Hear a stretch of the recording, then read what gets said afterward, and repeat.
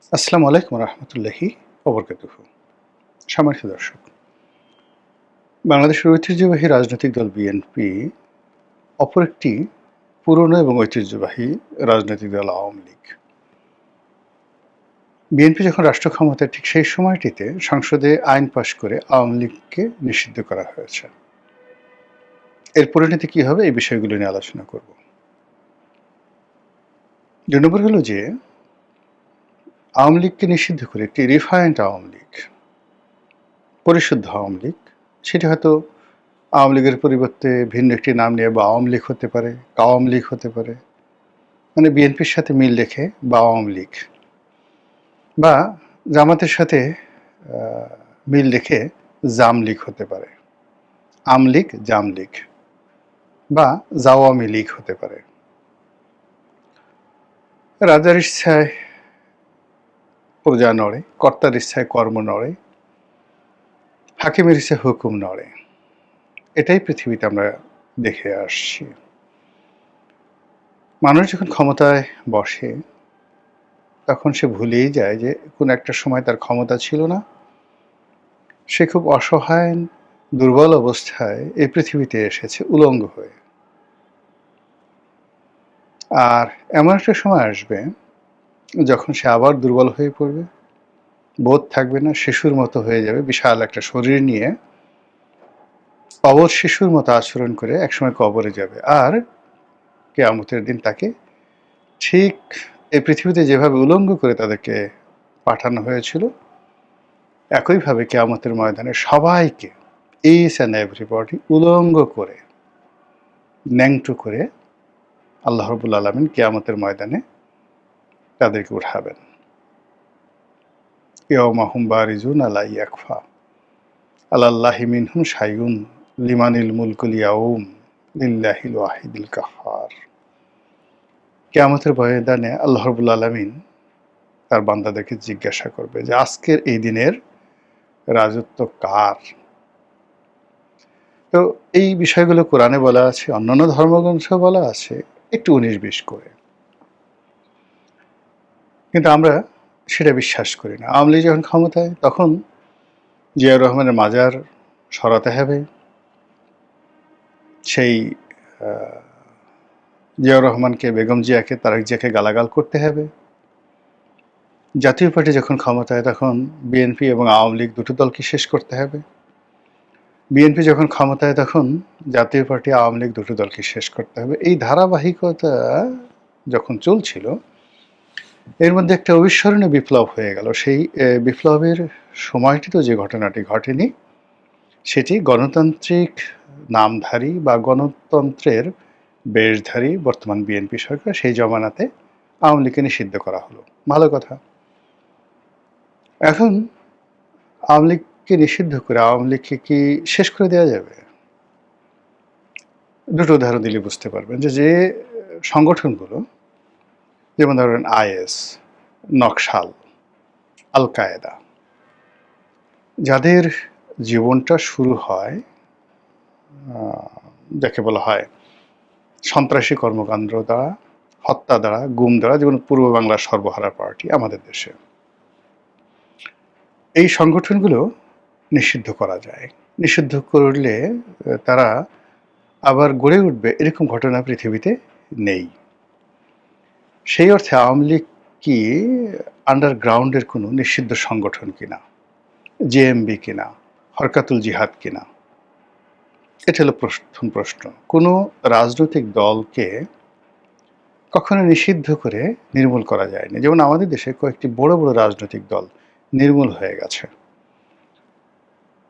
মুসলিম লীগ নির্মূল হয়ে গেছে, খেলাফতে রব্বানী নির্মূল হয়ে গেছে, কৃষক শ্রমিক প্রজা পার্টি যেটা করেছিলেন সেটা বাংলা ফজলুল হক নির্মূল হয়ে গেছেন। নির্মূল না, ঠিক সেই দলগুলোর অস্তিত্ব নাই। নির্মূল মানে কাউকে একেবারে মূল থেকে টেনে ছুঁড়ে ফেলে দেওয়া, নট লাইক দ্যাট।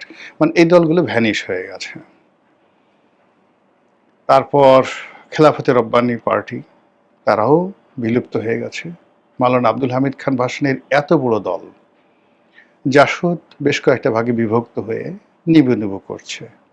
কমিউনিস্ট পার্টির যে বিশাল দাপট, সেটি এখন কোনো মতে ধুকধুক করে জ্বলছে। অন্যদিকে বাসদ সহ অন্যান্য ছোট ছোট যে সকল দল আছে তাদের অবস্থা বেশি একটা ভালো নয়। তো আমি যতটুকু পড়েছি সেটা হলো যে কখনো নেতৃত্ব সংকটে, কখনো পলিটিক্যাল যে তাদের যে ধ্যান ধারণা, চিন্তা চেতনা এগুলোকে জনগণ আর গ্রহণ করতে চায় না। কখনো সমাজের বিবর্তন হয়, কখনো পরিবর্তন হয়। সেই পরিবর্তনের সঙ্গে রাজনৈতিক দলগুলো তাদের যে আইডিওলজি, চিন্তা চেতনা, কর্ম ইত্যাদি একত্র না করার কারণে অনেক রাজনৈতিক দল সারা দুনিয়াতে বিলুপ্ত হয়।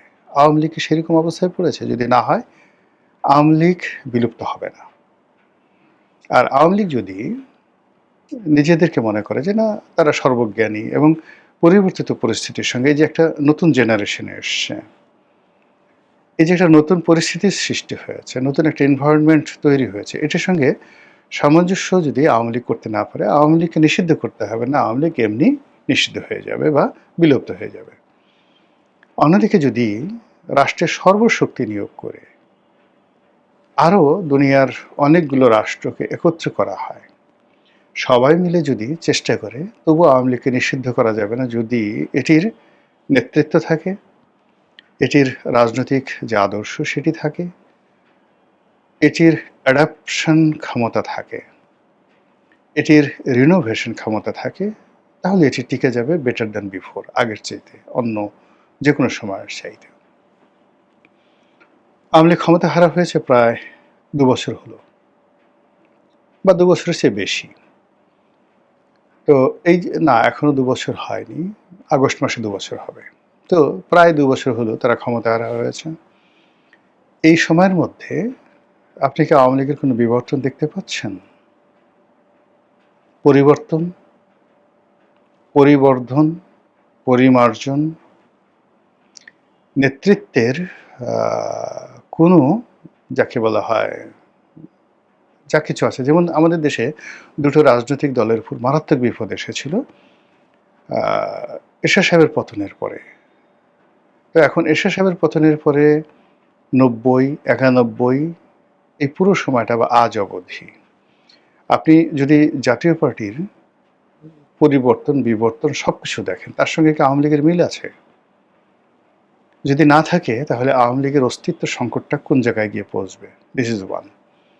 দ্বিতীয়ত হলো বিএনপির উপর বহুবার যাকে বলা হয় বিপদ আপদ বালা মুসিবত এসছে। জিয়া রহমানের মৃত্যুর পর, প্রেসিডেন্ট সাত্তারের ক্ষমতাচ্যুতির পর, এরশাদ জমানায় ক্ষমতা লাভের পর, এরপর ১/১১। এই সুদীর্ঘ সময়ে বিএনপি কি করেছে? বেগম জিয়া কি করেছেন, তারেক জিয়া কি করেছেন, মির্জা ফখরুল কি করেছেন, আগের যারা নেতৃবৃন্দ ছিলেন তারা কি করেছেন, আর আওয়ামী লীগ এখন কি করছে? এরকম একটা পরিস্থিতিতে যেমন তারেক রহমান সাহেবকে একেবারে রীতিমতো প্রোটোকল দিয়ে রাষ্ট্র অ্যাগ্রি করে চিকিৎসার নামে তাকে বিদেশে পাঠানো হলো। তিনি সেখানে গিয়ে বলে গেছিলেন যে আমি আর রাজনীতি করব না, কিন্তু তিনি বিদেশে গিয়ে রাজনীতি শুরু করলেন, কিন্তু বাংলাদেশের মানুষের কিছু করার ছিল না। কিন্তু তিনি ছাড়া তার পুরো পরিবার, আত্মীয় স্বজন, বন্ধু বান্ধব সবাই দেশে ছিল, জেলে ছিল। কিন্তু আওয়ামী লীগের ক্ষেত্রে কি আজকে সেটি প্রযোজ্য? যদি সেটি প্রযোজ্য না হয় তাহলে আপনি কি করবেন? এদেশে রাজনীতি করতে হলে আওয়ামী লীগের সবাইকে দেশে ফিরে আসতে হবে, এটা বাংলা কথা। দিল্লিতে থেকে, কলকাতাতে থেকে, নিউ ইয়র্কে থেকে, ইন্টারনেটে থেকে যারা মানে ইল্লু পিঙ্কুদের মতো গালাগালি করতে পারে, এই সমস্ত লোকের ঘাড়ে ভর করে সেই বিদেশে বসে, নিউ ইয়র্কে বসে, কানাডাতে বসে আপনি তারেক রহমান সাহেবকে 10টা গালি দিলেন, ভয় দেখালেন আসতেছি ইত্যাদি ইত্যাদি, লিখে রাখেন একেবারে তামার পাতে। পূবের সাথে পশ্চিম উঠে গেল, রাজনীতি হবে না। রাজনীতি হতে হলে মানে আপনি একটা সময় জাসদ বা সর্বহারা পার্টি তারাও তো গুপ্তভাবে অনেক কাজ করেছে। জামাত গুপ্তভাবে অনেক কাজ আমরা বলছি, কিন্তু তারপরে তো জামাতের উপর যত বিপদ আপদ গেছে সেই 1947 থেকে জামাতের একটা অংশ কৌশলগত কারণে পালিয়েছিল, চেহারা পাল্টেছে, কিন্তু তাদের সংগঠনের একটা বিরাট অংশ পথে ঘাটে মাঠে ছিল। আওয়ামী লীগ সেই জায়গাটিতে নেই। ফলে এটা যদি চলতে থাকে তাহলে নিষিদ্ধ বড় ব্যাপার নয়, নিষিদ্ধ একটা টোটালি কাগজে কলমের একটা বিষয়। আওয়ামী লীগ এমনি অটোমেটিক্যালি মুসলিম লীগ হয়ে যাবে। কিন্তু আওয়ামী লীগ যদি সাহস করে সব পরিণতি মেনে নিয়ে একেবারে বাংলাদেশে আসে, এই যে যেমন ধরেন আইভি জেলে ঢুকলো, তার কি জামিন হয়নি? সাবির হোসেন চৌধুরীর কি জামিন হয়নি? আচ্ছা, ব্যারিস্টার রফিকুল ইসলাম, না, মেজর রফিকুল ইসলাম, তার কি জামিন হয়নি? আব্দুল মান্নান, সাবেক পরিকল্পনা মন্ত্রী, তার জামিন হয়েছে। সামনে সুমনের জামিন হবে, আর অনেকের জামিন হবে। এমনকি যদি দীপুমণি, তারপর শাহজাহান খান, সালমান এফ রহমান, আনিসুল হক, তাদেরও জামিন হয়ে যায়, আমি আশ্চর্য হব না? কিন্তু যারা ভয়ে দেশে পালিয়ে গেছেন, মানে তাদের ভয় ক্রমশ বাড়তে থাকবে, তাদের দুর্নাম ক্রমশ ছড়াতে থাকবে, আতঙ্ক ছড়াতে থাকবে, তারা দিন দিন ভিক্ষুক হয়ে যাবেন। মানে যত টাকা চুরি চামারি করেছেন এগুলো সব শেষ হয়ে যাবে, পথের ফকির হয়ে যাবেন। তো এইভাবে আসলে রাজনীতি চলবে না, this is one. Second thing যে আর একটি, সেটা হলো আশা করি আওয়ামী লীগের লোক, বিএনপির লোক বুঝতে পেরেছেন। ভিডিও সংক্ষিপ্ত করব। দ্বিতীয় যে বিষয়টি, সেটা হলো রিফাইন্ড আওয়ামী লীগ। আসলে পরিশুদ্ধ রিফাইন্ড আওয়ামী লীগ হয় না, গৃহপালিত কখনো বিরোধী দল হয় না। বৃহৎ শক্তির সঙ্গে ছোট শক্তি যেভাবে আপনি যুক্ত করেন না কেন, মুহূর্তের মধ্যে সেটা শেষ হয়ে যায়। আওয়ামী লীগের সঙ্গে এভাবে যারা দাবিদারি করার চেষ্টা করেছে, জাতীয় পার্টি, হাসানুল হক ইনু, রাশেদ খান মেনন, মঈনুদ্দিন খান বাদল, এই সমস্ত লিজেন্ড বড় বড় নেতা, তাদের দল, রাজনীতি, ব্যক্তিত্ব সব শেষ হয়ে গেছে। সেই তুলনায় বর্তমান সরকারের সঙ্গে যারা মানে তেলবাজি করছেন, যারা সরকারের পার্ট হয়েছেন, তারা মানে যদি একজন আপনি হাসানুল হক ইনুর বর্ণাঢ্য ক্যারিয়ার ধরেন, সেই তুলনায় এখন এই সরকারের সাথে যারা আছেন তারা অবোধ শিশু, দুধ দাঁত উঠে না এখন অনেকের। তো এরশাদের সঙ্গে যারা কোলাবোরেশন করেছেন, তো সেই আসাম আব্দুর রবের মতো মানুষ, 100-150 আরও বিভিন্ন রাজনৈতিক দল, বিভিন্ন মুসলিম লীগ, মুসলিম লীগ নিয়ে অনেকেরই বর্ণাঢ্য রাজনৈতিক ক্যারিয়ার ছিল। সেই তুলনায় বর্তমান সরকারের সঙ্গে যারা দালালি করছেন তারা কিচ্ছু না, মাছিও না, মশাও না। তো সেইভাবে যেটা বলছি যে আওয়ামী লীগ নিজেদেরকে যত কথাই বলুক না কেন, সেটা রিফাইন্ড আওয়ামী লীগ হোক, সেটা ডিজিএফআইয়ের কথা হোক, এনএসআইয়ের কথা হোক, ভারতের রয়ের দালালিতে হোক, রয়ের প্রলোভনে হোক, তারেক রহমান সাহেবের দয়ায় হোক, কোনোভাবে নিজেদেরকে রিফাইন্ড পরিচয় দিয়ে তারা যদি ক্ষমতায় আসতে চায়, কারো কাছে দস্তখত দিয়ে যদি ক্ষমতায় ফিরতে চায়, কারো কাছে শৃঙ্খলিত হয়ে যদি ক্ষমতায় ফিরতে চায়, রাজনীতি ফিরতে চায়, এটা হবে না। এটা বরং আরও শেষ হয়ে যাবে। রিফাইন্ড, যখনই কোনো কিছু রিফাইন্ড করেন তখন আর সেটার অরিজিনালিটি থাকে না। আপনি যেমন ধরেন ওয়াটার, পানিকে আপনি যখন ডিস্টিল ওয়াটার করেন, সেটাকে আর মিনারেল ওয়াটার বলে না, সেটা ডিস্টিল ওয়াটার হয়ে যায়। ডিস্টিল ওয়াটার খাওয়া যায় না। রিফাইন্ড মিনস আপনি স্প্রিট, সেটাকে আপনি রিফাইন্ড স্প্রিট করেন, সেটা আপনি খেতে পারবেন না। প্রত্যেকটা জিনিস, এই যে প্রসেস ফুড, আমাদের দেশে যে আমরা যে সকল প্রসেস ফুড বা ফাস্ট ফুড বলি, এগুলো শরীরের জন্য কেন ক্ষতিকর? এর কারণ হলো এগুলোর মধ্যে যে ন্যাচারাল ইনগ্রিডিয়েন্টস যেগুলো থাকে, সেই ইনগ্রিডিয়েন্টস থাকে না, প্রাকৃতিক যে বৈশিষ্ট্য সেটা থাকে না। তো সেই দিক থেকে রাজনৈতিক দল হিসেবে আওয়ামী লীগের কতগুলো প্রাকৃতিক বৈশিষ্ট্য রয়েছে, সেটা যদি না থাকে আওয়ামী লীগের আর কোনো অস্তিত্ব থাকবে না।